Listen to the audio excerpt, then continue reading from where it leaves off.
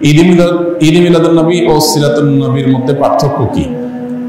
মিলাদুন নবী মানে হলো নবী সাল্লাল্লাহু আলাইহি সাল্লামের জন্ম, আর সিরাতুন নবী মানে হলো নবী করিম সাল্লাল্লাহু আলাইহি সাল্লামের জীবনী, জীবন চরিত। তো সিরাতুন নবীর মধ্যে নবী সাল্লাল্লাহু আলাইহি সাল্লামের জন্ম, মৃত্যু, শৈশব, বেড়ে ওঠা, আল্লাহর আদেশে নিজের জীবনের সব বিষয়গুলো এর মধ্যে আছে। সিরাতুন নবী মানে জীবন, জীবন ইতিহাসের মধ্যে সবই আছে। আর মিলাদুন নবী হলো সিরাতের অর্থাৎ নবী সাল্লাল্লাহু আলাইহি সাল্লামের পুরো জীবনের একটা অংশ। এটা হলো একটা পার্থক্য। আরেকটা বিষয় হলো যে মিলাদুন নবী এটা আসলে উদযাপন বা অনুসরণ করার বিষয় না। নবী সাল্লাল্লাহু আলাইহি সাল্লামের জন্মকে আমরা চাইলে অনুসরণ করতে পারবো না, যে উনি যেভাবে জন্ম হয়েছেন, যে তারিখে হয়েছেন ওই তারিখে আমি হব, এরকম কোনো অপশন নাই তো। কিন্তু সিরাতুন নবী যেটা, এটা কি করা যায়? অনুসরণ করা যায়।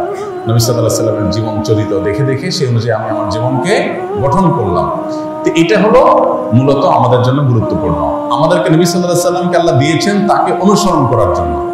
তাকে অনুসরণ করার নামগন্ধ নাই, কিন্তু তার মহব্বতের দাবি করে আমি যাচ্ছে তা করে বেড়ালাম, এটা আসলে ইসলাম হতে পারে না।